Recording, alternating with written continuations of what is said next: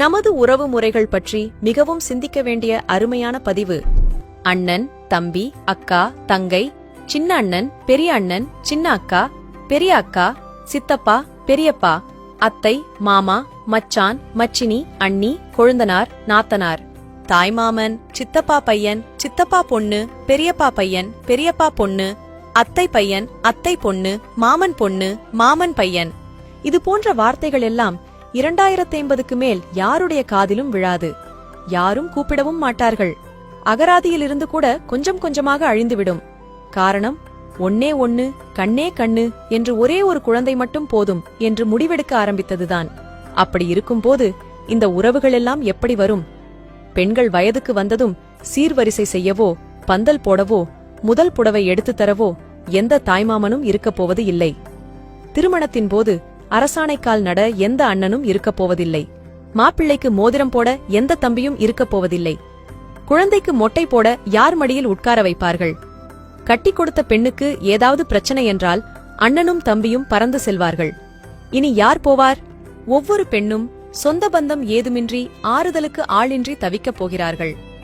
ஒவ்வொரு ஆணும் தன் கஷ்ட நஷ்டங்களில் பங்கு கொள்ள அண்ணன் தம்பி யாருமின்றி அவதிப்படப் போகிறார்கள். அப்பா அம்மாவை தவிர எந்த உறவுகளும் இருக்கப் போவதில்லை. அந்த ஒரு குழந்தையும் வெளியூருக்கோ இல்லை தனி குடித்தனமோ சென்றுவிட்டால் ஒன்னே ஒன்னு, கண்ணே கண்ணு என்று வளர்த்தவர்கள் எல்லாம் வயதான காலத்தில் ஏனென்று கேட்க நாதியற்று முதியோர் இல்லத்திலோ அல்லது அந்த ஒரு குழந்தைக்காக கட்டிய வசதியான வீட்டிலோ அனாதையாக கிடந்து சாவார்கள். உறவுகளின் உன்னத மதிப்பை உணராமல் பொருளாதார முன்னேற்றத்தை மட்டுமே குறிக்கோளாக கொண்டு ஒரு குழந்தைக்கு மேல் வேண்டாம் என சோம்பேறித்தனப்பட்டு எந்திர வாழ்க்கை வாழ்ந்து கொண்டிருக்கும் அத்தனை பேருக்கும் இதே நிலைதான். உடல்நிலை சரியில்லாமல் ஆஸ்பிட்டலில் சேர்க்கப்பட்டால் ஓடோடி வந்து பார்க்க உறவுகள் வேண்டாமா?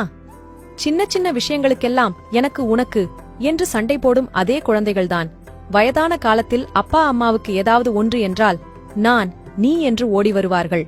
கணவன், குடும்பம், குழந்தை என்று உயிரை விட்ட பெண்கள் கூட பெற்றோருக்கு ஒன்று என்றால் அத்தனையும் தூக்கி எறிந்துவிட்டு முதலில் வந்து நிற்பார்கள். ஒரே ஒரு முறை உங்கள் கடைசி காலத்தை நினைத்து பாருங்கள். பணமில்லாத ஒருவனை அனாதை என்று யாரும் சொல்வதில்லை. ஆனால் உறவுகள் இல்லாத ஒருவன் எத்தனை கோடி வைத்திருந்தாலும் அனாதைதான் என்பதை மறந்துவிடக்கூடாது. கார், பங்களா, வசதி வாய்ப்புகளுடன் ஒன்னே ஒன்னு, கண்ணே கண்ணு என்ற பெயரில் உறவுகளற்ற ஒரு அனாதையை வளர்ப்பதற்கும் வயதான காலத்தில் நாதியற்று சாவதற்குமா இவ்வளவு பாடுபட்டு ஓடி ஓடி சம்பாதிக்கிறீர்கள்? சிந்தியுங்கள் மக்களே. ஆணோ பெண்ணோ குறைந்தது 2 குழந்தையாவது பெற்றுக்கொள்ளுங்கள். அனைவருக்கும் பகிருங்கள். இதுபோல பயனுள்ள பதிவுகளுக்கு ஜே ஹெல்த் பக்கத்தை ஃபாலோ செய்யுங்கள். நன்றி.